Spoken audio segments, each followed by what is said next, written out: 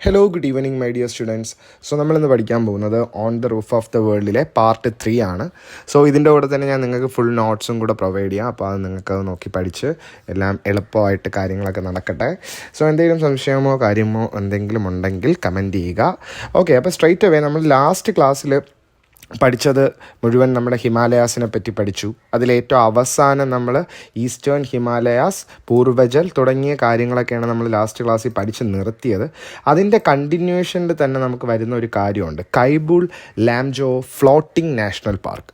അപ്പോൾ സാധാരണ നാഷണൽ പാർക്കിൽ നിന്നും കുറച്ച് വ്യത്യാസമാണ് ഈ കൈബുൾ ലാംജോ. ഇതൊരു ഫ്ലോട്ടിംഗ് നാഷണൽ പാർക്കാണ്.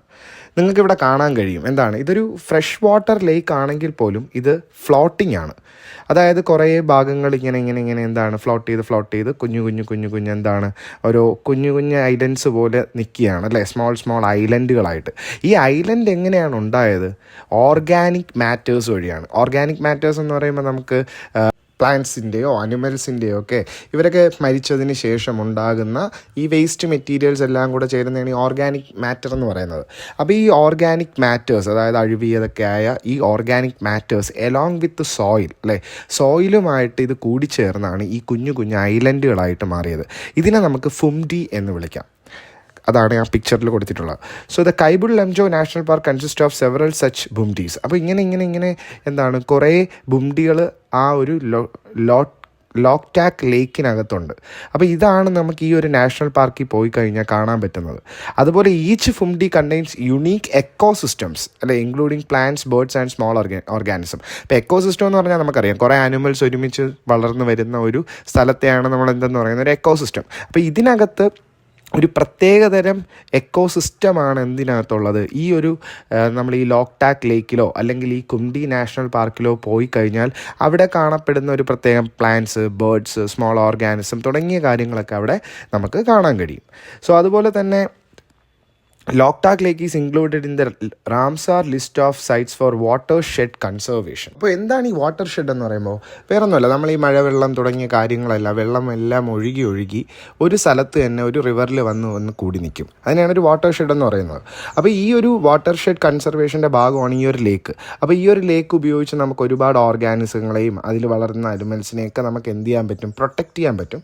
അതുകൊണ്ടാണ് ഇതിനെ റാംസാർ ലിസ്റ്റ് ഓഫ് സൈറ്റ്സിൽ ഇൻക്ലൂഡ് ചെയ്യിപ്പിച്ചിട്ടുള്ളത്. സോ ഇനി നമ്മൾ പഠിക്കാൻ പോകുന്നത് ഇന്ത്യയിലെ മെയിനായിട്ട് നമ്മുടെ ഹിമാലയാസിലെ ക്ലൈമറ്റിനെ പറ്റിയിട്ടാണ്. The Himalayas, forming India's northern boundary along with other continuous mountains, together makes a climate divide between the Indian subcontinent and Central Asia. അപ്പോൾ ഒരു ഹിമാലയ ഉള്ളതുകൊണ്ട് നമ്മുടെ ഇന്ത്യയിൽ തന്നെ നമുക്കറിയാം, ഇന്ത്യയിൽ സൗത്തിൽ ഒരു ക്ലൈമറ്റ് ആണെങ്കിൽ നോർത്തിൽ വേറൊരു ക്ലൈമറ്റാണ്. അപ്പോൾ ഈ ഒരു ഇന്ത്യൻ സബ് കോണ്ടിനെൻറ്റിനെയും സെൻട്രൽ ഏഷ്യയുടെ സെൻട്രൽ ഭാഗത്തിലേക്ക് അതുപോലെ ഇന്ത്യയും തമ്മിലൊരു വ്യത്യാസം കൊണ്ടുവരുത്താനുള്ളൊരു ക്ലൈമറ്റിൽ വ്യത്യാസം കൊണ്ടുവരുത്താനുള്ള കാരണം തന്നെ എന്താണ്, ഹിമാലയാസാണ്. The climate of the Himalaya mountains zone varies according to elevation and topography of respective parts of the region. അപ്പോൾ എന്തുകൊണ്ടാണ് ഈ ഒരു സ്ഥലത്ത് ക്ലൈമറ്റ് വ്യത്യാസം വരാനുള്ള കാരണം? ഒന്ന് എലിവേഷൻ എന്ന് വെച്ചാൽ ഉയരം അല്ലേ, ഉയരം കൂടിയ സ്ഥലമാണത്. പിന്നൊന്ന് ടോപ്പോഗ്രഫി എന്ന് പറയുമ്പോൾ ഒരു ഭൂപ്രകൃതി എന്നൊക്കെ നമുക്ക് പറയാം. അവിടുത്തെ സ്ഥലം നോക്കിക്കഴിഞ്ഞാൽ ഒരുപാട് കുന്നുകൾ, ചരിവുകൾ, താഴ്വാരങ്ങൾ, റിവേഴ്സ്, ഇങ്ങനെയൊക്കെ പല ടൈപ്പ് ഓഫ് ഉണ്ട്. അതൊക്കെ കൊണ്ടൊക്കെയാണ് എന്ത് വരുന്നത്, ക്ലൈമറ്റിന് വ്യത്യാസം വരുന്നത്. ഇനി ഇവിടെ നോക്കിക്കഴിഞ്ഞാൽ ഒരു നമ്മൾ പഠിച്ച ശിവാലിക് ഫുട് ഹിൽസിലൊക്കെ നോക്കിക്കഴിഞ്ഞാൽ ഒരു മൈൽഡ് ക്ലൈമറ്റ് ആയിരിക്കും അല്ലേ. കാര്യം അതെന്താണ്, അത് ലോവർ മൗണ്ടൻ അല്ലെ, മൗണ്ടൻ്റെ താഴ്വശത്തൊക്കെയാണ് ഈ ഒരു ശിവാലിക് വരുന്നത്, ശിവാലിക് ഫുട് ഹിൽസ് ഒക്കെ വരുന്നത്. ഫുട് ഹിൽസ് എന്ന് പറഞ്ഞാൽ തന്നെ എന്താണ്, ഫുട്ട് എന്ന് വെച്ചാൽ നമ്മളെ കാല്, അതായത് നമ്മുടെ മൗണ്ടൻ്റെ കാലെന്ന് പറയുമ്പോൾ മൗണ്ടൻ്റെ തുടക്ക ഭാഗം. അപ്പോൾ അതാണ് ഫുട് ഹിൽസ് എന്ന് ഉദ്ദേശിക്കുന്നത്. അവിടെയൊക്കെ ഒരു മൈൽഡ് ക്ലൈമറ്റ് ആയിരിക്കും. പക്ഷേ നമ്മൾ അവിടുന്ന് ഉയരം കൂടിയ സ്ഥലങ്ങളിലേക്ക് പോവുകയാണെങ്കിൽ, ഒരു ഹയർ എലിവേഷനിൽ പോവുകയാണെങ്കിൽ അവിടെ കൺസിഡറബിളി ഒരു ലോ ടെമ്പറേച്ചർ അല്ലേ, ഉയരം കൂടുന്തോറും ടെമ്പറേച്ചർ എന്താവും, കുറഞ്ഞുകൊണ്ടേയിരിക്കും അല്ലേ, മൈനസ് ആവാറുണ്ട് അവിടെ. And winter climate conditions at extremely high altitudes അല്ലേ. ഇനി നല്ല ഉയരം കയറുന്ന സ്ഥലമാകുമ്പോഴോ, നല്ല ആൽറ്റിറ്റ്യൂഡ്, നല്ല ഉയരമുള്ള സ്ഥലങ്ങളിലെത്തുമ്പോഴോ വിൻ്റർ ക്ലൈമറ്റ് വളരെ എക്സ്ട്രീം ആവും, തണുത്തുറഞ്ഞ് അല്ലേ. നമുക്കറിയാം ഈ മൗണ്ടൻ ക്ലൈംബേഴ്സിനൊക്കെ, ഹിമാലയ, മൗണ്ട് എവറസ്റ്റ് ഒക്കെ കയറിയവർക്ക് മെയിനായിട്ട് എന്താണ്, ശ്വാസം പോലും കിട്ടാറില്ല. കാര്യമൊക്കെ ഈ ഉയരം കൂടുന്തോറും അവിടുത്തെ ക്ലൈമറ്റ് മുഴുവനായിട്ട് അങ്ങ് മാറും. അതുപോലെ Ladakh region and pole like extreme winter climate is experienced. അപ്പോൾ ഈ ഉയരം കൂടിയ സ്ഥലങ്ങൾക്ക് നോക്കിക്കഴിഞ്ഞാൽ നമ്മുടെ ഈ പോൾ ഏരിയാസ്, അതായത് നമ്മുടെ നോർത്ത് സൗത്ത് പോളൊക്കെ അറിയാമല്ലോ. ഇതിൽ മെയിനായിട്ട് അന്റാർട്ടിക്ക, ആർട്ടിക്ക ഒക്കെ നോക്കിക്കഴിഞ്ഞാൽ വളരെ തണുത്ത സ്ഥലങ്ങളാണ്. അപ്പോൾ ഇതുപോലെ തന്നെ നമുക്ക് എന്ത് ചെയ്യും, ഉയരം കൂടിയ സ്ഥലങ്ങളിൽ പോകുമ്പോൾ അവിടുത്തെ വിൻ്റർ നമുക്ക് എക്സ്പീരിയൻസ് ചെയ്യാൻ പറ്റും. ഇവിടെ ഒരു ക്വസ്റ്റ്യൻ ഉണ്ടല്ലേ അടുത്ത പേജിൽ, why are there numerous hill stations in the Himalayan mountains? എന്തുകൊണ്ടാണ് ഹിമാലയൻ മൗണ്ടൻസിൽ ഒരുപാട് ഹിൽ സ്റ്റേഷൻസ് വെച്ചിട്ടുള്ളത് എന്നുള്ളതാണ്. അപ്പോൾ മെയിനായിട്ട് നമ്മൾ ഹിമാലയ ഹിൽ സ്റ്റേഷൻസിൽ ഈ സമ്മർ കാലമൊക്കെ ആകുമ്പോൾ വളരെയധികം ചൂടും കാര്യങ്ങളും വരും. അതിൻ്റെ കാരണത്താലാണ് ഇവർ എന്ത് ചെയ്തിരിക്കുന്നത്, ഹിൽ സ്റ്റേഷനുകൾ ഉണ്ടാക്കി വെച്ചിട്ടുള്ളത്. അപ്പോൾ മൊത്തം 80 ഹിൽ സ്റ്റേഷൻസ്, ഏതാണ്ട് 80 ഹിൽ സ്റ്റേഷൻസാണ് ആ ഒരു ഭാഗത്തായിട്ട് നമുക്ക് കാണാൻ കഴിയുന്നത് മുഴുവൻ ഒരു ഇന്ത്യയിൽ നോക്കിക്കഴിഞ്ഞു കഴിഞ്ഞാൽ. ഇനി സൗത്ത് വെസ്റ്റ് മൺസൂൺ റെയിൻസ് അതെന്താണെന്ന് നമുക്ക് നോക്കാം. Are received along the southern slopes of Shivalik range and north eastern India. അല്ലേ, നമ്മൾ നേരത്തെ പഠിച്ച ഭാഗമാണ് നോർത്ത് ഈസ്റ്റ്, അതായത് നമ്മുടെ പൂർവ്വജൽ ഏരിയ അല്ലേ, ഇന്ത്യയുടെ വലത്തേ ഭാഗത്തേക്ക്, നമ്മൾ സൗത്തിൽ നോക്കിയാൽ വലത്തേ ഭാഗത്തായിട്ട് കാണപ്പെടുന്ന ഒരു സ്ഥലമാണ് നോർത്ത് ഈസ്റ്റേൺ. അവിടെയാണ് ആസാം, സിക്കിം തുടങ്ങിയ മണിപ്പൂർ എന്നൊക്കെ പറയുന്ന പല സ്ഥലങ്ങളുള്ളത്. അതുപോലെ തന്നെ എവിടെയുണ്ട്, സദേൺ സ്ലോപ്സ് ഓഫ് ഷിവാലിക് റേഞ്ചിൻ്റെ സദേൺ സ്ലോപ്സിൽ നോക്കിക്കഴിഞ്ഞാലും നമുക്ക് എന്ത് കിട്ടും, ഈ സൗത്ത് വെസ്റ്റ് മൺസൂൺ റെയിൻസ് കിട്ടും. ഇപ്പോൾ സൗത്ത് വെസ്റ്റ് മൺസൂൺ റെയിൻസിനെ പറ്റി നമുക്ക് പറയാം. അതുപോലെ തന്നെ snowfall is common in the higher regions of mountains അല്ലേ. അപ്പോൾ ഇവിടെ നോക്കിക്കഴിഞ്ഞ് കഴിഞ്ഞാൽ സ്നോഫോളും എപ്പോഴും ഉണ്ടാവാറുണ്ട് ഇവിടെ മൗണ്ടൻസിൻ്റെ ഉയർന്ന സ്ഥലങ്ങളിൽ. ഇനി ഈ മൺസൂൺ വിൻഡ്സ്, അപ്പോൾ നമ്മൾ ഈ മൺസൂൺ വിൻഡ് കാരണമാണ് നമുക്ക് എന്ത് കിട്ടുന്നത്, ഈ മഴയൊക്കെ മെയിനായിട്ട് വരാനുള്ള കാരണം. ഈ monsoon wind blowing from the Bay of Bengal get trapped in between Assam Himalayas and the Purvanchal hills. ഞാൻ മാപ്പ് പ്രൊവൈഡ് ചെയ്യാം. ഓക്കെ, ഇതിനകത്ത് നിങ്ങൾക്ക് കാണാൻ കഴിയും ബേ ഓഫ് ബംഗാളിൽ നിന്നാണ് ഈ വിൻഡ് വരുന്നത് അല്ലേ. ഈ വിൻഡ് വന്നിട്ട് ഇത് എങ്ങോട്ടാണ് പോകുന്നത്, ഇതെല്ലാം ഒരു സൗത്തിൽ നിന്ന് വെസ്റ്റിലോട്ട്. അപ്പോൾ അതാണ് സൗത്ത് വെസ്റ്റ് മൺസൂൺ റെയിൻസ് അല്ലെങ്കിൽ മൺസൂൺ വിൻഡുകൾ എന്നൊക്കെ പറയുന്നത്. ഇത് സൗത്തിൽ നിന്ന് വന്ന് നേരെ വെസ്റ്റ് വഴിയാണിത് പോകുന്നത്. അപ്പോൾ ഇത് ബേ ഓഫ് ബംഗാളിൽ നിന്ന് തുടങ്ങിയിട്ടാണ് നമ്മളെ ഈ പൂർവജൽ ഹിൽസും അല്ലെ ഈ നമ്മുടെ നോർത്ത് ഈസ്റ്റിലൊക്കെ നോക്കിക്കഴിഞ്ഞാൽ ആ ഒരു ഭാഗത്തേക്കാണ് ഈ വിൻഡ് പോകുന്നത്. അതുകൊണ്ട് തന്നെ as a result most of its moisture reaches back to earth and as rain അല്ലേ. അപ്പോൾ ഈ വിൻഡ് നേരെ പോയി എന്ത് ചെയ്യും, ഇതിൽ നിന്നും എടുക്കുന്ന വാട്ടർ കണ്ടൻറ്റ് എല്ലാം കൂടെ നേരെ പോയിട്ട് വീണ്ടും ഇത് എങ്ങോട്ട് തന്നെ എർത്തിലേക്ക് തന്നെ മഴയായിട്ട് ഇത് പെയ്യുകയാണ് ചെയ്യുന്നത്. അതുകൊണ്ടാണ് ഈ നോർത്ത് ഈസ്റ്റേൺ ഇന്ത്യയിൽ നമ്മളെ മേഘാലയ പ്ലേറ്റ്യൂ അവിടെയൊക്കെ നോക്കിക്കഴിഞ്ഞാൽ നമ്മൾ കഴിഞ്ഞ ക്ലാസ്സിലും പഠിച്ചു അല്ലേ, ഈ ചിറാപുഞ്ചിയിലൊക്കെ എന്താണ് ഒരുപാട് റെയിൻഫോൾ കിട്ടാനുള്ള കാരണവും ഈ ഒരു റീസൺ കൊണ്ടാണ്, ഈ ഒരു മൺസൂൺ വിൻഡ് കൊണ്ടാണ്. അതുപോലെ അടുത്ത് പഠിക്കുന്നത് ഡ്രെയിനേജ് സിസ്റ്റമാണ് അല്ലേ. അപ്പം ഡ്രെയിനേജ് എന്ന് പറയുമ്പോൾ നമുക്കറിയാം, നമ്മൾ ഈ വീട്ടിലൊക്കെ നമ്മൾ ഈ വേസ്റ്റൊക്കെ ഒഴുക്കി വിടുന്ന ഡ്രെയിനേജ് വഴിയാണ്. അപ്പോൾ ഇവിടുത്തെ ഡ്രെയിനേജ് എന്ന് ഉദ്ദേശിക്കുന്നത് എന്താണ്, റിവേഴ്സ് തുടങ്ങിയ ട്രിബ്യൂട്ടറീസ്, അതിനെയൊക്കെയാണ്. ട്രിബ്യൂട്ടറീസ് അറിയാമല്ലോ, റിവേഴ്സിൻ്റെ കൂടെ തന്നെ വരുന്ന, അത് സ്പ്ലിറ്റ് ചെയ്ത് പോകുന്ന പല ലേക്ക് റിവേഴ്സിനെയാണ് എന്തെന്ന് പറയുന്നത്, ട്രിബ്യൂട്ടറീസ് എന്ന് പറയുന്നത്. അപ്പോൾ ഇവിടെ മെയിനായിട്ട് ഇൻഡസ്, ഗംഗ, ബ്രഹ്മപുത്ര ഈ റിവേഴ്സിനൊക്കെ ട്രിബ്യൂട്ടറീസ് ഉണ്ട് അല്ലേ. ഈ വലിയ റിവറിൽ നിന്നും കൊച്ചായിട്ട് പല കുഞ്ഞു റിവേഴ്സ്, അതിനാണ് ട്രിബ്യൂട്ടറി എന്ന് പറയുന്നത്, അത് ഒഴുകിപ്പോകുന്നുണ്ട്. ഇതെല്ലാം കൂടെ ചേരുന്നതിനെയാണ് എന്തെന്ന് പറയുന്നത്, ഹിമാലയ ഡ്രെയിനേജ് സിസ്റ്റം എന്ന് പറയുന്നത്. സോ ഈ റിവേഴ്സ് എപ്പോഴും റെയിൻ ഫെഡും സ്നോ ഫെഡും ആയിരിക്കും അല്ലേ. കാര്യം എപ്പോഴും മഴ പെയ്യുന്നത് കൊണ്ട് തന്നെ ഒരുപാട് ഇവർക്ക് വെള്ളം ആവശ്യത്തിനകത്ത് ഈ റിവേഴ്സിനുണ്ട്. അതുപോലെ സ്നോ ഫെഡ് നമുക്കറിയാം, ഗ്ലേസിയേഴ്സിൽ നിന്ന് അല്ലേ, ഐസ് ഗ്ലേസിയേഴ്സിൽ നിന്നാണ് ഇതൊക്കെ ഉരുകിയൊക്കെ എന്ത് ചെയ്യുന്നത്, റിവേഴ്സായിട്ട് മാറുന്നത്. സോ അതുകൊണ്ട് തന്നെ ദേ ആർ പെരണിയൽ എന്ന് വെച്ചാൽ എപ്പോഴും വെള്ളം കാണും. Water rich through out the year, എപ്പോഴും വെള്ളം കാണുന്ന ഒരു സ്ഥലമാണ് നമ്മുടെ നോർത്തിൽ ഈ ഒരു ഡ്രെയിനേജ് സിസ്റ്റം, അതായത് മെയിനായിട്ട് ഇൻഡസ്, ഗംഗ, ബ്രഹ്മപുത്ര നദികളിൽ. ഇനി these reverse have A turbulent flow in there mountainous course. Turbulent എന്ന് പറയുമ്പോൾ എന്താണ്, ഒരു കറക്റ്റ് സ്റ്റേബിളായിട്ട് പോകത്തില്ല. ഇടയ്ക്ക് ഭയങ്കര ഒഴുക്കായിരിക്കും, ഇടയ്ക്കെന്നാൽ ഒഴുക്ക് കുറവായിരിക്കും. ഇങ്ങനത്തെ ഒരു രീതിയിലാണ് അവിടുത്തെ റിവേഴ്സിൻ്റെ ഒഴുക്ക് കൂടുതലും വരുന്നത്. അത് കാരണം തന്നെ ഇവിടെ എപ്പോഴും എന്തൊക്കെ വരും, ഫ്ലഡിങ് വരും അല്ലേ. പിന്നെ ചാനൽ ഡീവിയേഷൻ, ഫ്ലഡിങ് അറിയാമല്ലോ, നമ്മുടെ ഈ വെള്ളപ്പൊക്കം പോലത്തെ കാര്യം. ചാനൽ ഡീവിയേഷൻ എന്താണ്, ചാനൽ ഡീവിയേഷൻ ഞാനൊരു പിക്ചർ കൊടുക്കാം അപ്പോൾ നിങ്ങൾക്ക് മനസ്സിലാവും എന്താണ് ചാനൽ ഡീവിയേഷൻ. അപ്പോൾ നോക്കിയേ, നിങ്ങൾക്ക് കാണാൻ കഴിയും, ഒരു നേരെ ഒരു നദി ഇങ്ങനെ വന്നിട്ട് അവിടെ നിന്ന് എന്താവുകയാണ്, ഇതിങ്ങനെ വളഞ്ഞ് അതിൻ്റെ ഒരു വഴി അല്ലെങ്കിൽ ആ ഒരു ചാനൽ ഡീവിയേറ്റ് ചെയ്യുക എന്ന് വെച്ചാൽ മാറിപ്പോവുക. അപ്പോൾ ഇങ്ങനെ മാറി പോകുന്നതിനെയാണ് നമുക്ക് എന്തെന്ന് പറയുന്നത്, ചാനൽ ഡീവിയേഷൻ എന്ന് പറയുന്നത്.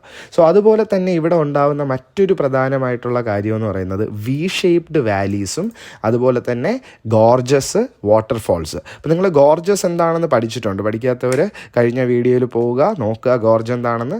സോ വി ഷേപ്ഡ് വാലീസ് നമുക്ക് എന്താണെന്ന് നമുക്ക് നോക്കി നോക്കാം. അപ്പോൾ ഇവിടെ പറയുന്നുണ്ട് എങ്ങനെയാണ് വി ഷേപ്ഡ് വാലി ഉണ്ടാകുന്നത്. During the course of river flow the lateral erosion leads to the enhancement of width of the river valley and vertical erosion leads to the depth of the valley. അപ്പോൾ ഇത് കേട്ടിട്ട് എന്താണെന്ന് മനസ്സിലാവുന്നില്ലാത്തവർക്ക് ഞാൻ ഒരു picture കൊടുക്കാം. നിങ്ങൾക്ക് ഇവിടെ വെർട്ടിക്കൽ ഇറോഷനും ലാറ്ററൽ ഇറോഷനും അറിയാം, സിമ്പിളായിട്ട് പഠിക്കാം.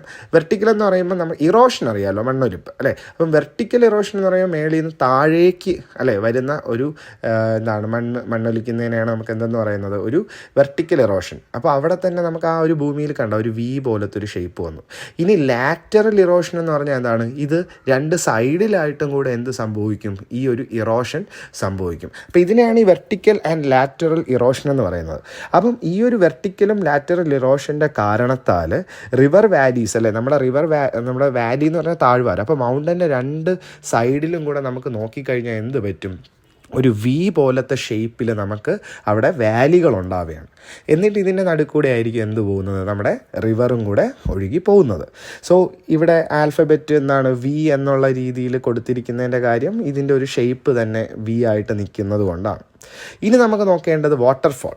അത് നിങ്ങൾക്ക് അറിയാം, പക്ഷേ എന്നാലും എങ്ങനെയാണ് ഈ വാട്ടർഫോൾ ഉണ്ടാവുന്നതെന്ന് അറിയണ്ടേ. നോക്കിക്കോ, free fall of water vertically from a cliff in the course of river or stream is called waterfall. It is caused due to the excessive erosion of the soft rocks in the course of rivers അല്ലേ. അപ്പം വെള്ളം vertically വീഴുക, vertically എന്ന് പറഞ്ഞാൽ കുത്തനെ വന്ന് വീഴുന്നതാണ്. അത് എവിടെ നിന്നായിരിക്കും വീഴുന്നത്, ഒരു ക്ലിഫിൽ നിന്ന് അല്ലെ, ഒരു പൊക്കമുള്ള ഒരു വക്കിൽ നിന്നായിരിക്കും, ഒരു മലയുടെ വക്കിൽ നിന്നൊക്കെ ആയിരിക്കും ഈ ഒരു, അതിനാണ് ക്ലിഫ് എന്ന് പറയുന്നത്. സോ നിങ്ങൾക്ക് ഈ ഒരു ഇതെങ്ങനെയാണ് ഉണ്ടാകുന്നത് ഞാൻ ഒരു പിക്ചർ പ്രൊവൈഡ് ചെയ്യാം. അപ്പോൾ ഇതിനകത്ത് നിങ്ങൾക്ക് നോക്കിക്കഴിഞ്ഞാൽ എന്ത് മനസ്സിലാവുന്നുണ്ട്, ഹാർഡർ റോക്കും സോഫ്റ്റർ റോക്കും നിങ്ങൾക്ക് കാണാം. അപ്പോൾ ഇവിടെ പറയുന്നുണ്ട് എന്താണ്, സോഫ്റ്റ് റോക്കിന് ഇറോഷൻ സംഭവിക്കുമ്പോഴാണ് എന്ത് വരുന്നത്, വാട്ടർഫോൾ വരുന്നത്. അപ്പോൾ ഇവിടെ ഹാർഡ് റോക്കും സോഫ്റ്റ് റോക്കും ഉണ്ട്. അപ്പോൾ റിവർ ഇതിൻ്റെ മുകളിലൂടെ ഇങ്ങനെ ആദ്യത്തെ പിക്ചറിൽ പൊയ്ക്കൊണ്ടിരിക്കുകയാണ്. പക്ഷേ ഇത് രണ്ടാമത്തെ പിക്ചറായപ്പോൾ കണ്ടില്ലേ, ഹാർഡ് റോക്ക് അങ്ങനെ നിൽപ്പുണ്ട്. പക്ഷേ സോഫ്റ്റ് റോക്കിന് എന്ത് സംഭവിക്കുകയാണ്, അതിനൊരു ഇറോഷൻ സംഭവിക്കുകയാണ് അല്ലേ. അത് പയ്യെ പയ്യെ താഴോട്ടായിട്ട് ഒലിച്ചിറങ്ങുന്നുണ്ട്. അങ്ങനെ ഒലിച്ചിറങ്ങി ഹാർഡ് റോക്ക് അങ്ങനെയും നിൽക്കും. സോഫ്റ്റ് റോക്ക് മുഴുവനായിട്ട് ഇറോഷൻ സംഭവിക്കുമ്പോഴേക്കും അവിടുത്തെ ക്ലിഫിൽ നിന്ന്, ആ വക്കിൽ നിന്ന് വെള്ളം താഴേക്ക് പോകാൻ തുടങ്ങും, വെർട്ടിക്കലി കുത്തനെ താഴേക്ക് പോകാൻ തുടങ്ങും. ഇങ്ങനെയാണ് എന്തുണ്ടാവുന്നത്, വാട്ടർഫോളുകൾ ഉണ്ടാവുന്നത്. ഓക്കെ, സോ ഇവിടെ തന്നെ മറ്റൊരു ചോദ്യമുണ്ട്. The Himalayan rivers are flood prone during even summer, why എന്നുള്ള രീതിയിലാണ് ചോദ്യം. അതിൻ്റെ മെയിനായിട്ടുള്ള കാര്യം എന്താണ്, ഇതിൻ്റെ ചോദ്യത്തിൻ്റെ അർത്ഥം എന്താണ്, Himalayan rivers are flood prawn, അതായത് എന്തുകൊണ്ടാണ് ഹിമാലയ നദികളിൽ എപ്പോഴും ഒരു വെള്ളപ്പൊക്കവും കാര്യങ്ങളൊക്കെ വരാനുള്ള ഒരു റീസൺ എന്നാണ്. അപ്പോൾ ഇവിടെ നമുക്ക് അതിൻ്റെ ഉത്തരം നോക്കിയോ. ഹിമാലയൻ റിവേഴ്സ് എന്ന് പറയുന്ന പെരണിയലാണ്, എപ്പോഴും വെള്ളമുണ്ട് അല്ലേ. പിന്നെ അതിന് ചുറ്റും സ്നോ കവേർഡ് മൗണ്ടൻസ് ആണ്, മലകൾ മുഴുവൻ മഞ്ഞിലാണ് ഇരിക്കുന്നത്. അപ്പം ഈ മഴക്കാലം കഴിഞ്ഞാൽ ഈ സമ്മർ കാലം ആകുമ്പോൾ എന്ത് ചെയ്യും, ഈ സ്നോ മെൽറ്റാവാൻ തുടങ്ങും. അങ്ങനെ മെൽറ്റായിട്ട് ഈ വെള്ളം വീണ്ടും ഈ റിവറിലോട്ട് തന്നെ മെൽറ്റായി വെള്ളം കൂടുതൽ വന്നുകൊണ്ടിരിക്കുക. അതുകൊണ്ടാണ് ഈ ഹിമാലയൻ നദികളിൽ എപ്പോഴും ഫ്ലഡ് വരാനൊക്കെ ഉള്ള സാധ്യത ഉള്ളത് സമ്മർ സീസണിൽ. അതാണ് ചോദ്യം, സമ്മർ സീസണിൽ എന്തെന്നുള്ളതാണ് അല്ലേ. അപ്പോൾ അതിൻ്റെ ഉത്തരം നിങ്ങൾക്ക് മനസ്സിലായല്ലോ. കാര്യം മഞ്ഞുമലകൾ മെൽറ്റാവുന്നത് കൊണ്ട് തന്നെ അവിടെ എപ്പോഴും വെള്ളത്തിൻ്റെ അധികമായ വെള്ളവും അവിടെ ഉണ്ടായിക്കൊണ്ട് ഇരിക്കുകയും ചെയ്യും. ഇനി നമുക്ക് നോക്കേണ്ടത് നെക്സ്റ്റ് പേജ് 22 നിങ്ങൾ നോക്കിക്കഴിഞ്ഞാൽ ഒരു മാപ്പ് കാണാൻ കഴിയും അല്ലേ. അപ്പോൾ ആ മാപ്പിലോട്ട് നമുക്ക് നോക്കുമ്പോൾ അതിൻ്റെ തൊട്ട് താഴെ 3-4 കാര്യങ്ങൾ പറയുന്നുണ്ട്. എന്തൊക്കെയാണ്, ഒന്ന്, river Indus originating from Bokkarachu Glacier near the Manasarovar Lake and its tributaries are the important drainage system of north-western Himalaya. അപ്പം നോർത്ത് വെസ്റ്റേൺ ഹിമാലയയിലെ ഇമ്പോർട്ടൻ്റ് ആയിട്ടുള്ള ഒരു ഡ്രെയിനേജ് സിസ്റ്റം ഏതാണെന്ന് നോക്കിക്കഴിഞ്ഞാൽ ഒന്ന് റിവർ ഇൻഡസ് ആണ്. ഈ ഇൻഡസ് ഉണ്ടാവുന്നത് ബൊക്കാർച്ചു ഗ്ലേസിയറിൽ നിന്നും, ഗ്ലേസിയർ അറിയാം, മഞ്ഞുമലകൾ അല്ലേ. അപ്പം ബൊക്കാർച്ചു ഗ്ലേസിയറിൽ നിന്ന് നമുക്ക് എന്താണ്, ഇൻഡസ് നദി ഉണ്ടാകുന്നുണ്ട്. അതാണെങ്കിൽ എവിടെയാണ്, മാനസരോവർ ലേക്കിൻ്റെ അടുത്താണ്. അതുപോലെ അതിൻ്റെ ട്രിബ്യൂട്ടറീസിൽ നിന്നുമൊക്കെ എന്ത് ചെയ്യുന്നുണ്ട്, ഈ ഒരു റിവർ ഇൻഡസ് ഒറിജിനേറ്റ് ചെയ്യുന്നുണ്ട്. അപ്പം ഈ ഒരു കാരണത്താലാണ് നമ്മുടെ നോർത്ത് വെസ്റ്റേൺ ഹിമാലയയിലെ മെയിൻ ആയിട്ടുള്ള important drainage system river Indus എന്ന് നമുക്ക് വേണമെങ്കിൽ പറയാം. ഇനി അടുത്ത് നോക്കിക്കഴിഞ്ഞാൽ റിവർ ഗംഗ. അപ്പോൾ നമ്മൾ ആദ്യമേ പഠിച്ചു ഇൻഡസ്, ഗംഗ, ബ്രഹ്മപുത്ര. അതിൽ ഇൻഡസിൻ്റെത് നമുക്ക് മനസ്സിലായി, ബൊക്കാർച്ചു ഗ്ലേസിയർ. ഗ്ലേസിയർ ആണെങ്കിൽ റിവർ ഗംഗ വരുന്നത് എവിടെ നിന്നാണ്? പഠിക്കാനും എളുപ്പമാണ്. ഗംഗ വരുന്നത് ഗംഗോത്രി എന്നാണ്.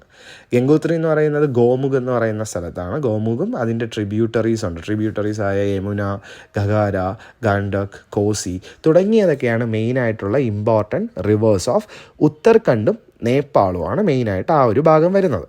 അപ്പം നിങ്ങൾക്ക് ആ മാപ്പിനകത്ത് നോക്കിക്കഴിഞ്ഞാൽ എല്ലാ റിവേഴ്സും നിങ്ങൾക്ക് ഇവിടെ കാണാൻ കഴിയും, ഇപ്പോൾ പറഞ്ഞിരിക്കുന്ന റിവേഴ്സൊക്കെ. ഇനി റിവർ ബ്രഹ്മപുത്ര ഉണ്ടാവുന്ന എവിടുന്നാണ്? Chemayungdung glacier near Mansarovar lake and its tributaries അല്ലേ. അപ്പം ബ്രഹ്മപുത്ര എന്ന് പറയുന്നത് വരുന്നത് എവിടുന്നാ? ചെമയുൻഡങ് ഗ്ലേസിയറിൽ നിന്നാണ്. അത് മാനസരോവറിൻ്റെ അടുത്താണ്. അതുപോലെ അതിനും കുറേ ട്രിബ്യൂട്ടറീസ് ഉണ്ട് അല്ലേ. ട്രിബ്യൂട്ടറീസ് ആയ ദിബാങ്, ലോഹിത്, മനാസ് തുടങ്ങിയതെല്ലാം ഈ റിവർ ബ്രഹ്മപുത്രയുടെ ട്രിബ്യൂട്ടറീസ് ആണ്. ഗംഗയുടെ ട്രിബ്യൂട്ടറീസ് ആണ് യമുന, ഗംഗാര, ഗണ്ഡാൽ, കോസി അല്ലേ. അപ്പോൾ ഇത്രയുമാണ് മെയിനായിട്ട് നമ്മുടെ ഈ ഒരു ഡ്രെയിനേജ് സിസ്റ്റം വരുന്നത്. ഇതിൽ ലാസ്റ്റ് പറഞ്ഞ റിവർ ബ്രഹ്മപുത്ര എന്ന് പറയുന്നത് ഈസ്റ്റേൺ ഹിമാലയയുടെ ഡ്രെയിനേജ് സിസ്റ്റമാണ്. അപ്പോൾ നിങ്ങൾ പഠിക്കുമ്പോൾ അങ്ങനെ സ്പ്ലിറ്റ് ചെയ്ത് പഠിക്കുക. ഓക്കെ, അപ്പോൾ അതിൻ്റെ കൂടെ ഒരു ക്വസ്റ്റ്യൻ ഉണ്ടല്ലേ, ഐഡൻറ്റിഫൈ ഹിമാലയൻ റിവേഴ്സ്. അപ്പോൾ മാപ്പിൽ നോക്കിയിട്ട് നിങ്ങൾക്ക് ഇവിടെ വരുന്ന മെയിനായിട്ടുള്ള ഹിമാലയൻ നദികൾ ഏതൊക്കെയാണ് എന്നുള്ളതാണ് ചോദ്യം. ആൻഡ് അതുപോലെ മെയിനായിട്ടുള്ള prepare A Himalayan drainage map for my own Atlas. അതുപോലെ നിങ്ങളോട് ഒരു ഹിമാലയൻ ഡ്രെയിനേജ് സിസ്റ്റം, നമ്മളിപ്പം പഠിച്ചിരുന്ന റിവർ ഇൻഡസും ഗംഗയും ബ്രഹ്മപുത്രയും അതിൻ്റെയൊക്കെ ട്രിബ്യൂട്ടറീസൊക്കെ വെച്ചിട്ട് ഒരു ഡ്രെയിനേജ് മാപ്പ് ക്രിയേറ്റ് ചെയ്യാനാണ് പറഞ്ഞിരിക്കുന്നത്. അപ്പോൾ ഇതിനകത്ത് മെയിനായിട്ട് വരുന്ന സ്ഥലങ്ങൾ ഏതൊക്കെയാണ് നമുക്കറിയാം. ഗംഗാ റിവർ കാണാം നിങ്ങൾക്ക്, യമുന റിവറുണ്ട്, സാങ്പോ റിവറുണ്ട്, ലോഹിത് റിവറുണ്ട്, രവി റിവറുണ്ട്, സത്ലജ്, ജേലം, ചേന തുടങ്ങിയ പല റിവേഴ്സൊക്കെ നിങ്ങൾക്ക് ഈ ഒരു മാപ്പിലൂടെ കാണാൻ കഴിയും. ഓക്കെ, സോ അത് നിങ്ങൾക്ക് വേണമെങ്കിൽ ഒരു ഡ്രെയിനേജ് മാപ്പായിട്ട് അറ്റ്ലസിനകത്ത് മാർക്ക് ചെയ്ത് വെക്കാൻ പറ്റും. ഓക്കെ, ഇനി നമ്മൾ അടുത്ത് പഠിക്കാൻ പോകുന്നത് എന്തിനെ പറ്റിയിട്ടാണ്? സോയിൽ. അപ്പോൾ സോയിൽ എന്ന് പറഞ്ഞാൽ മണ്ണാണ്. അപ്പോൾ നമുക്കറിയാം സോയിൽ എന്ന് പറയുമ്പോൾ പല ടൈപ്പ് ഓഫ് സോയിലുകളെ പറ്റി നിങ്ങൾ പഠിച്ചിട്ടുണ്ട് അല്ലേ. Red soil, black soil, alluvial soil. അപ്പോൾ ഇവിടെ നമ്മൾ മെയിനായിട്ട് പഠിക്കാൻ പോകുന്നത് മൗണ്ടൻ സോയിലും ഫോറസ്റ്റ് സോയിലുമാണ്. അപ്പോൾ ഹിമാലയൻ ടെറൈൻ, അതായത് അവിടുത്തെ സ്ഥലത്ത് നോക്കിക്കഴിഞ്ഞാൽ ടെറൈൻ നമ്മുടെ ഭൂപ്രകൃതിയാണ് പറയുന്നത്. അപ്പോൾ ഇവിടെ നോക്കിക്കഴിഞ്ഞാൽ രണ്ട് ടൈപ്പ് ഓഫ് സോയിലാണ്, മൗണ്ടൻ സോയിലും ഫോറസ്റ്റ് സോയിലും ഉണ്ട്. അപ്പോൾ എന്തുകൊണ്ടാണ് ഇതിൻ്റെ ഒരു പ്രത്യേകത എന്ന് വെച്ച് കഴിഞ്ഞാൽ the soil texture and particle size അല്ലേ. ഈ സോയിലിൻ്റെ ഉള്ളിലുള്ള കല്ലും മണ്ണൊക്കെ ആയാലും അതിനൊക്കെ ഒരുപാട് സൈസ് വ്യത്യാസവും തുടങ്ങിയതൊക്കെ കൊണ്ടാണ് ഇങ്ങനെ രണ്ട് ടൈപ്പ് ഓഫ് സോയിൽ വരുന്നത്. അപ്പോൾ ഞാൻ പിക്ചർ കൊടുത്തിട്ടുണ്ട്, കണ്ടല്ലോ. അപ്പോൾ അതുപോലെ തന്നെ ഫൈൻ ഗ്രെയിൻഡ് സോയിലുണ്ട്, അതായത് വളരെ കുഞ്ഞു കുഞ്ഞു തരികളായിട്ടുള്ള സോയിലുണ്ട്. ഇതിനകത്ത് ഹ്യൂമസിൻ്റെ അംശം കൂടുതലായിരിക്കും. ഹ്യൂമസ് എന്ന് പറയുമ്പോൾ നമ്മുടെ മണ്ണിന് നല്ല വളമൊക്കെ ഉണ്ടെങ്കിൽ, നല്ല ഹ്യൂമസ് കണ്ടൻറ്റ് ഉണ്ടെങ്കിൽ നല്ല വളമുള്ള മണ്ണായിരിക്കും. അതുപോലെ തന്നെ ഇതൊക്കെ നമുക്ക് ഈ താഴ്വാരങ്ങൾ, വാലീസിലാണ് നമുക്ക് കാണാൻ പറ്റുന്നത്. പക്ഷേ നമ്മൾ ഹൈ സ്ലോപ്സിലേക്ക് പോയി കഴിഞ്ഞാൽ, കുറച്ചുകൂടെ ഉയരമുള്ള സ്ഥലത്തിലെ ചരിവുകളിൽ, മൗണ്ടൻ്റെയൊക്കെ ചരിവിലൊക്കെ കുറച്ചുകൂടെ ഉയരമുള്ളിടത്ത് പോയി കഴിഞ്ഞാൽ അവിടെ കുറച്ചുകൂടെ കോസ് ഗ്രെയിൻഡ് സോയിലായിരിക്കും. അപ്പോൾ ഈ കോസ് ഗ്രെയിൻഡ് എന്ന് പറയുമ്പോൾ കുറച്ചുകൂടെ കട്ടിയുള്ള സോയിലാണ്. അതുപോലെ തന്നെ ഇതിൻ്റെ ഹ്യൂമസ് കണ്ടൻറ്റ് എന്തായിരിക്കും? വളരെ കുറവായിരിക്കും. അതുപോലെ ഇവിടെ മെയിനായിട്ടുള്ള ഒരു പ്രത്യേകത എന്നാണ് അലൂവിയൽ ഡെപ്പോസിഷൻ. അപ്പോൾ അലൂവിയൽ മണ്ണ് ഇവിടെ വരുന്നുണ്ട്. അത് നിങ്ങൾക്ക് ഈ വാലീസ്, താഴ്വാരങ്ങളിലൊക്കെയാണ് ഈ അലൂവിയൽ മണ്ണ് കാണാൻ കഴിയുന്നത്. ഇത് വരുന്നത് തന്നെ എങ്ങനെയാണ്? ആക്ച്വലി നമ്മുടെ ഈ ഗ്ലേസിയേഴ്സ് ഉണ്ടല്ലോ, ഗ്ലേസിയേഴ്സ് ഒഴുകി വരുന്നതിൻ്റെ കൂടെ, ഗ്ലേസിയേഴ്സ് മെൽറ്റായിട്ട് ഒഴുകി വരുന്നതിൻ്റെ കൂടെ ഇവർ കുറച്ച് മണ്ണും കാര്യങ്ങളും ഇതൊക്കെ സോയിലും എല്ലാം കൂടെ എടുത്തുകൊണ്ട് ഇങ്ങ് വരും. അങ്ങനെയാണ് ഈ അലൂവിയൽ ഡെപ്പോസിറ്റ്സ് ഈ വാലീസിലൊക്കെ വരുന്നത്. അപ്പോൾ ഇതിനൊരു എക്സാമ്പിളാണ് കരേവാസ് എന്ന് പറയുന്ന ഒരു ഗ്ലേഷ്യൽ സെഡിമെൻ്റ് ആണ്, ഡെപ്പോസിറ്റഡ് ഇൻ ദ കാശ്മീർ. അപ്പോൾ ഈ കരേവാസ് എന്ന് പറയുന്ന ഒരു മണ്ണാണ്. ഈ മണ്ണ് വരുന്നത് എങ്ങനെയാണ്? ഈ ഗ്ലേസിയേഴ്സിൻ്റെ കൂടെ ഒലിച്ചിങ്ങനെ അതിൻ്റെ കൂടെ വരും. അങ്ങനെ വന്നിട്ട് ഇതെന്ത് ചെയ്യും? ഇത് അവിടെ ഡെപ്പോസിറ്റ് ചെയ്യുന്ന വെച്ചാൽ അവിടെ തന്നെ കിടക്കും. അപ്പോൾ ഇങ്ങനെ കരേവാസ് എന്ന് പറയുന്നത് കാശ്മീർ വാലിയിലുള്ളതാണ്. അപ്പോൾ നിങ്ങൾക്ക് കാണാം, ഇത് ബേസിക്കലി ഒരു മണ്ണാണ്, പക്ഷേ ഇതുണ്ടാവുന്നത് ഗ്ലേഷ്യൽ സെഡിമെൻറ്റിൽ നിന്നാണ് വരുന്നത്. അപ്പോൾ ഇവിടുത്തെ മണ്ണിനൊരു പ്രത്യേകത എന്നാൽ ഒരുപാട് ഹ്യൂമസ് റിച്ച് ആയിട്ടുള്ള മണ്ണാണ്. അപ്പോൾ നല്ല വളമൊക്കെ ഉള്ള മണ്ണാണ്. ഇതിനകത്ത് നമ്മളെ മെയിനായിട്ട് സാഫ്രോൺ കൾട്ടിവേഷനാണ് നടത്തുന്നത്. അതായത് നമ്മുടെ കുങ്കുമപ്പൂവൊക്കെ കൾട്ടിവേറ്റ് ചെയ്യുന്നത് ഈ ഒരു സ്ഥലത്താണ്. അപ്പോൾ നിങ്ങൾ നോക്കുമ്പോൾ ഇതിന് വയലറ്റ് കളറിലാണ് ഇരിക്കുന്നത് അല്ലേ, പക്ഷേ ഇതിനകത്താണ് കുങ്കുമപ്പൂവുള്ളത് കേട്ടോ. ഇനി അടുത്ത ചോദ്യം എന്ന് പറയുന്നത്, what could be the reason for the occurrence of alluvial soil in the valleys between the mountain ranges അല്ലേ. എന്ത് കാരണം കൊണ്ടാണ് അലൂവിയൽ സോയിൽ ഈ മൗണ്ടൻ്റെ ഹിമാലയൻ മൗണ്ടൻ്റെ ഇടയ്ക്കുള്ള ഈ താഴ്വാരത്തിൽ വരാനുള്ള മെയിനായിട്ടുള്ള കാര്യം എന്തെന്നാണ് ചോദ്യം. അപ്പോൾ അലൂവിയൽ സോയിൽ ഫോം ചെയ്യുന്നത് എങ്ങനെയാണ്? റിവേഴ്സിൽ നിന്നല്ലേ, റിവേഴ്സൊക്കെ ഒഴുകി വരുന്നതിൻ്റെ കൂടെ തന്നെ ഈ അലൂവിയൽ സോയിലുകൾ വരും. അതുപോലെ തന്നെ എന്താണ് അത് നമുക്കറിയാം, ഈ റിവേഴ്സ് ഒഴുകുമ്പോൾ ഉയരമുണ്ട്, മുകളിൽ നിന്ന് താഴോട്ടാണ് എന്ത് ചെയ്യുന്നത്, മൗണ്ടൻ റീജിയൻസിൽ ഒഴുകി വരുന്നത്. അപ്പോൾ ആ ഒഴുകി വരുന്നതിൻ്റെ കൂടെ തന്നെ അലൂവിയൽ സോയിലും അതിൻ്റെ കൂടെ വന്ന് അവിടേക്ക് എന്താണ് അത് ഡെപ്പോസിറ്റുകളായിട്ട് അവിടെ കിടക്കും ആ മണ്ണ്. അപ്പോൾ അതാണ് അതിൻ്റെ ഉത്തരവെന്ന് പറയുന്നത്. സോ നെക്സ്റ്റ് വൺ നാച്ചുറൽ വെജിറ്റേഷനാണ്. അപ്പോൾ അവിടുത്തെ എന്താണ് നാച്ചുറൽ വെജിറ്റേഷൻ എന്ന് പറയുന്നത്? നമ്മുടെ മനുഷ്യൻ്റെ സഹായമൊന്നും ഇല്ലാതെ വളരുന്ന മരങ്ങൾ തുടങ്ങിയ കാര്യങ്ങളെയാണ് എന്തെന്ന് പറയുന്നത് നാച്ചുറൽ വെജിറ്റേഷൻ. മറ്റേ നമ്മൾ നട്ടുവരുത്തുന്നതാണ്. ഇത് അങ്ങനെയല്ല, ഇത് പ്രകൃതിയായിട്ട് തരുന്നതാണ്. അപ്പോൾ നാച്ചുറൽ വെജിറ്റേഷൻ ഇവിടെ എങ്ങനെയാണെന്നാണ് പഠിക്കാൻ പോകുന്നത്. സോ എന്തൊക്കെ കാരണങ്ങളാണ് പല ടൈപ്പ് ഓഫ് മരങ്ങളും കാര്യങ്ങളൊക്കെ ഇവിടെ ഉണ്ടാവുന്നത് എന്ന് നോക്കാം. ഒന്ന്, difference in factors like elevation, topography, soil type and climate. അപ്പോൾ നമ്മൾ ഇത്രയും നേരം പഠിച്ചു എലിവേഷനെ പറ്റി, ഉയരത്തിനെ പറ്റി പഠിച്ചു, അവിടുത്തെ ഭൂപ്രകൃതി പറ്റി പഠിച്ചു, ഇപ്പോൾ സോയിലിനെ പറ്റി പഠിച്ചു, ക്ലൈമറ്റിൻ്റെ വ്യത്യാസത്തെ പഠിച്ചു. അതൊക്കെ കൊണ്ട് തന്നെ ഇവിടെ പല ഒരു വേരിയേഷൻസ് ഉണ്ട്. അതായത് എല്ലാം ഒരേപോലെയല്ല, ചെറിയ ചെറിയ മാറ്റങ്ങൾ വന്നിട്ടാണ് അവിടുത്തെ എന്തുള്ളത് നാച്ചുറൽ വെജിറ്റേഷൻ ഉള്ളത് ഹിമാലയൻ ഏരിയയിൽ. അങ്ങനെ നോക്കുമ്പോൾ നമുക്ക് പഠിക്കാൻ ഇനിയുള്ളത് എന്താണ്? As average annual rainfall received is 200 centimetre. ഇപ്പോൾ 200 സെൻറ്റിമീറ്ററോളം മഴ ലഭിക്കുന്ന ഒരു സ്ഥലമാണ്. അതുകൊണ്ട് തന്നെ അവിടെ കൂടുതലും ട്രോപ്പിക്കൽ എവർഗ്രീൻ വെജിറ്റേഷനാണ്. അതായത് എന്താണ്, നമ്മളെ മഴക്കാടുകളെന്ന് കേട്ടില്ലേ, ഇപ്പം എപ്പോഴും മഴ ലഭിക്കുന്നത് കൊണ്ട് തന്നെ നല്ല പച്ചപ്പിൽ കിടക്കുന്ന നല്ല ട്രോപ്പിക്കൽ എവർഗ്രീൻ ആയിട്ട് കിടക്കുന്ന ഫോറസ്റ്റുകളാണ് അവിടെ നമുക്ക് കാണാൻ കഴിയുന്നത്. ഇത് കൂടുതലും എവിടെ? Eastern Himalayas. നമ്മൾ നേരത്തെ പറഞ്ഞില്ലേ ചിറാപുഞ്ചി, അതുപോലെ ആ ഒരു ഏരിയയിൽ പൂർവ്വജൽ, ഇങ്ങോട്ടൊക്കെ നോക്കിക്കഴിഞ്ഞാൽ നല്ല ട്രോപ്പിക്കൽ എവർഗ്രീൻ ഫോറസ്റ്റാണ്. അതുപോലെ നോർത്ത് ഈസ്റ്റേൺ ഹിൽസിൽ നിങ്ങൾക്കിത് കാണാം. ഇനി ടെമ്പറേച്ചർ എന്ത് ചെയ്യും? ആൽറ്റിറ്റ്യൂഡിനനുസരിച്ച് കുറയും. ഉയരം കൂടുന്നതിനനുസരിച്ച് ടെമ്പറേച്ചർ കുറയുമെന്ന് നമ്മൾ പഠിച്ചു. അതിൻ്റെ ഭാഗമായിട്ട് പല ചേഞ്ചുകളും നമുക്ക് എന്ത് ചെയ്യാൻ പറ്റും? അവിടെ കാണാൻ പറ്റും. അതാണ് നമ്മൾ ഇനി അടുത്ത് പഠിക്കാൻ പോകുന്നത്.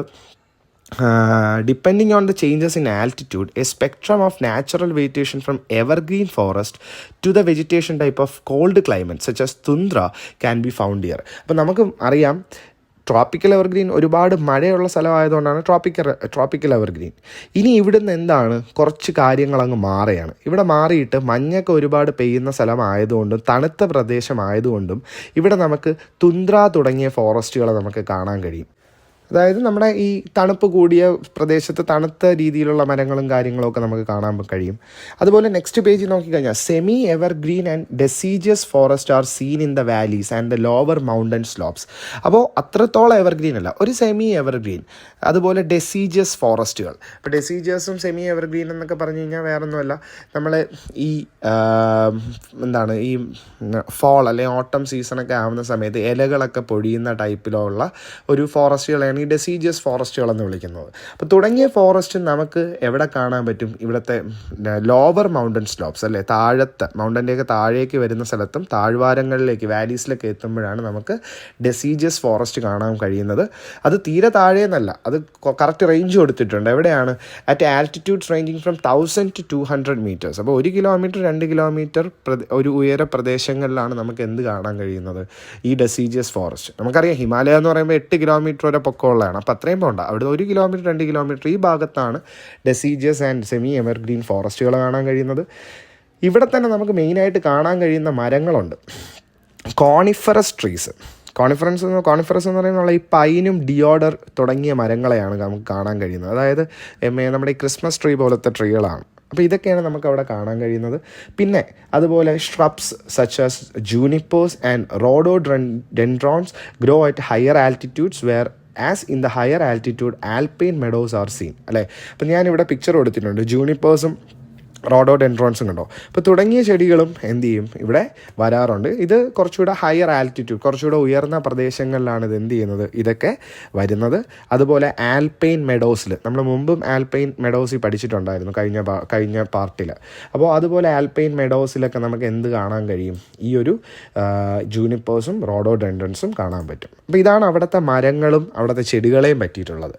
ഇനി ഇവിടുത്തെ വൈൽഡ് ലൈഫിനെ നോക്കിക്കഴിഞ്ഞാൽ, വൈൽഡ് ലൈഫ് അനിമൽസിനെയും കാര്യങ്ങളെയൊക്കെ നോക്കിക്കഴിഞ്ഞാൽ ഹിമാലയൻ റീജിയനിൽ എന്താണ് ഒരുപാട് വൈൽഡ് അനിമൽസ് ഉണ്ട്. അതായത് യാക്കുണ്ട്, കണ്ടിട്ടില്ലാത്തവർക്ക് ഇപ്പോൾ കാണാം. പിന്നെ മസ്ക് ഡിയർ, പിന്നെ സിംഗിൾ ഹോൺഡ് റൈനോസർ, പിന്നെ സ്നോ ലെപ്പേർഡ്. അപ്പോൾ ഇതെല്ലാം പിക്ചർ കണ്ടപ്പോൾ മനസ്സിലായല്ലോ. ശരി, ഇനി ബയോസ്ഫിയർ റിസർവ്സ് നമുക്ക് നോക്കാം. അതിനു മുമ്പ് എന്താണ് ഈ ബയോസ്ഫിയർ റിസർവ്സ്? ബയോസ്ഫിയർ റിസർവ്സ് എന്ന് പറഞ്ഞു കഴിഞ്ഞാൽ എന്താണ്? നമ്മൾ ഈ പ്ലാന്റ്സിനെയും അനിമൽസിനെയൊക്കെ സംരക്ഷിക്കാൻ വേണ്ടി വച്ചിരിക്കുന്ന ഏരിയകളെയാണ് ബയോസ്ഫിയർ റിസർവ്സ് എന്ന് പറയുന്നത്. അപ്പോൾ ഈ ബയോസ്ഫിയർ റിസർവ്സുകളുണ്ട്, നാഷണൽ പാർക്കുകളുണ്ട്, വൈൽഡ് ലൈഫ് സാങ്ച്വറീസ് ഉണ്ട്. തുടങ്ങിയതെല്ലാം ഹിമാലയൻ ഏരിയയിലുള്ള അനിമൽസിനെയും വൈൽഡ് ലൈഫിനെയൊക്കെ പ്രൊട്ടക്റ്റ് ചെയ്യാൻ വേണ്ടിയിട്ടാണ് എന്ത് ചെയ്തിരിക്കുന്നത്, തുടങ്ങിയ പാർക്കുകളും ഈ തുടങ്ങിയ ബയോസ്ഫിയർ റിസർവ്സ് ഒക്കെ വച്ചിരിക്കുന്നത്. അപ്പോൾ അവിടുത്തെ മേജർ നാഷണൽ പാർക്സ് ഉണ്ട് അല്ലേ, western ഹിമാലയാസും eastern ഹിമാലയാസും.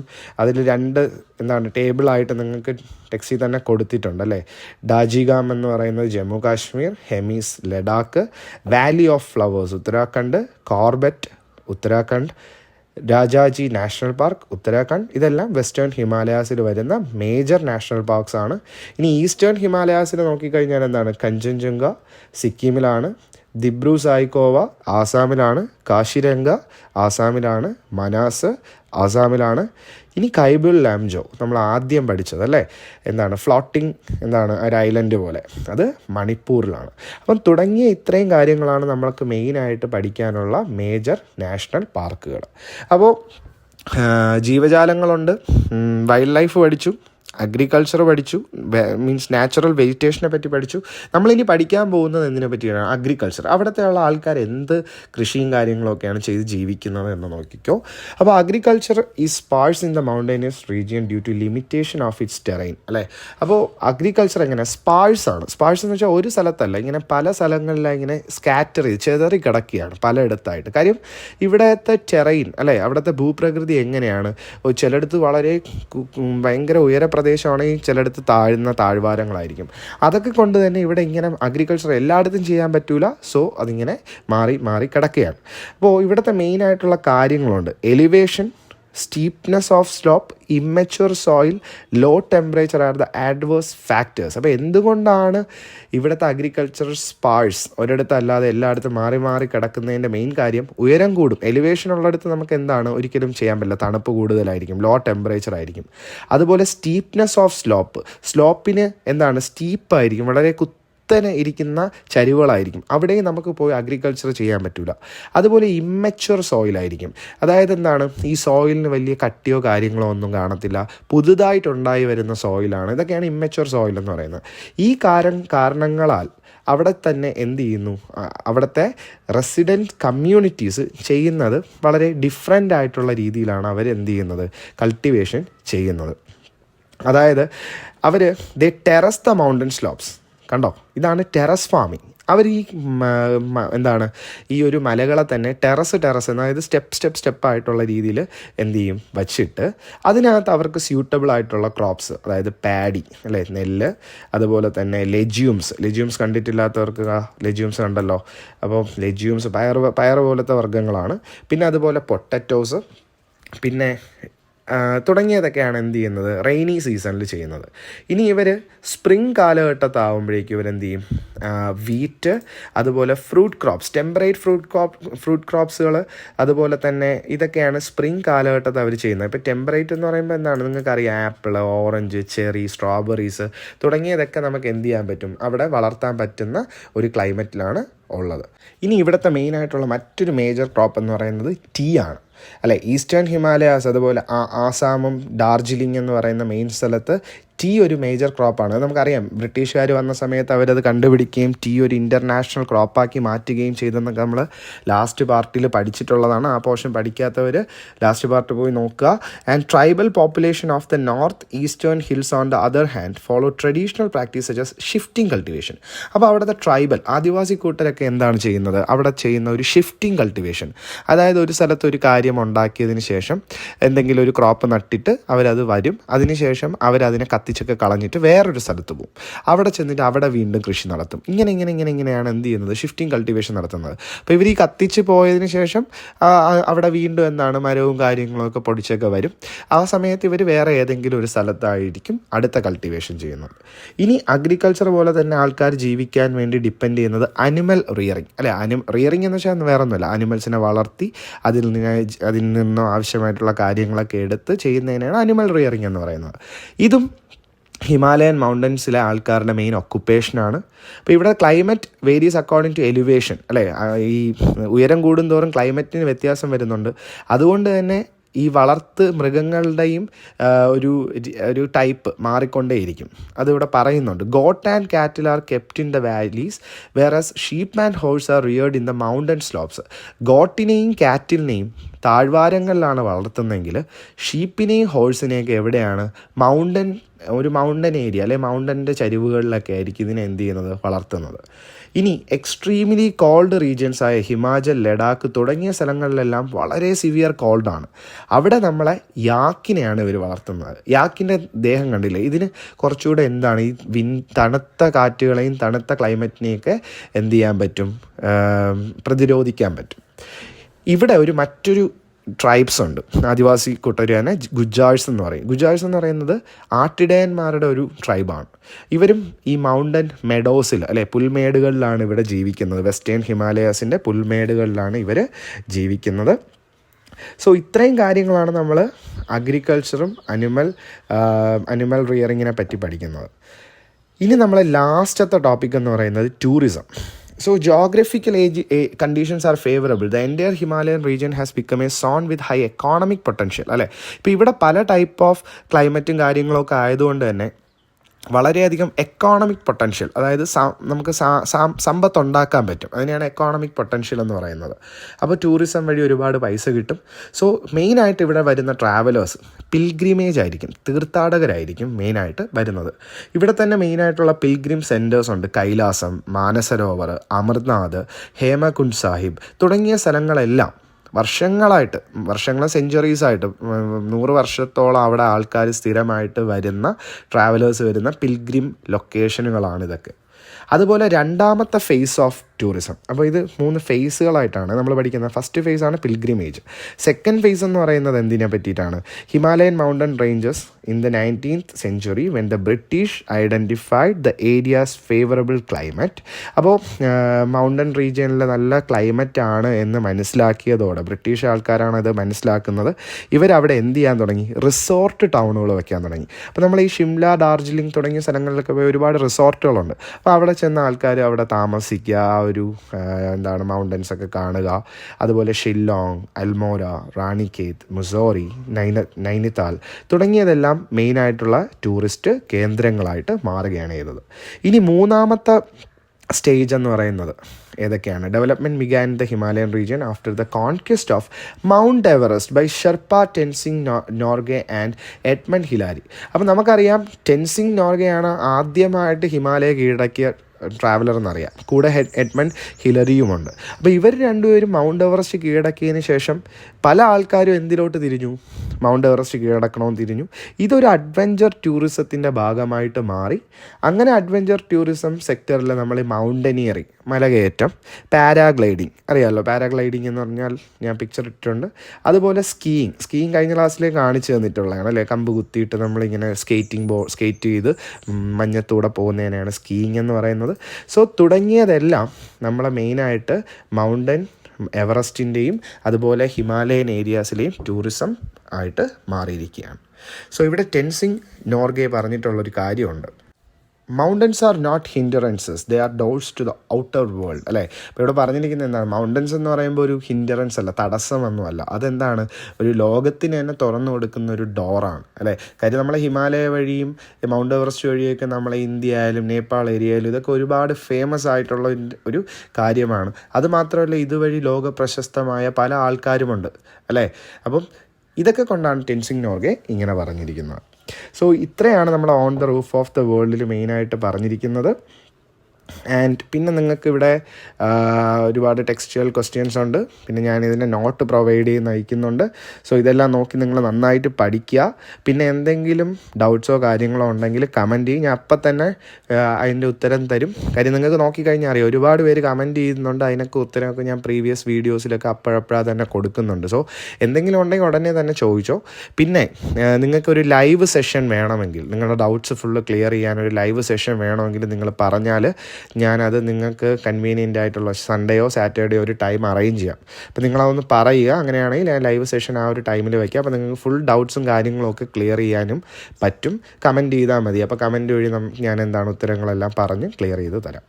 So until next video, see you. ഉടനെ തന്നെ അടുത്ത പാഠങ്ങളൊക്കെ ഇടാം. Okay, bye bye, have a good night. Okay.